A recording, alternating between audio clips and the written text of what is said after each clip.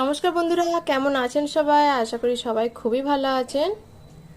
আজকের ওয়েদারটা খুব সুন্দর, সেই জন্য আজকে অনেক রেসিপি বানিয়েছি। দেখুন আমি কি কি তৈরি করেছি আজকে।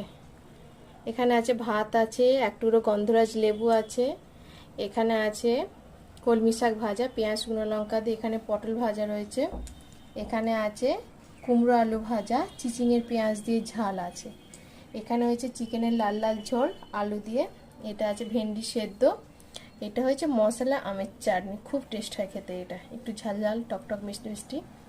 এখানে আছে 3 রকমের রসগোল্লা আর আছে একটা পান্তুয়া। এইটা হলো আলফানজোর ম্যাঙ্গো দই, খুব সুন্দর এটা খেতে। আলফানজোর ম্যাঙ্গো দইটা খুব সুন্দর দিতে।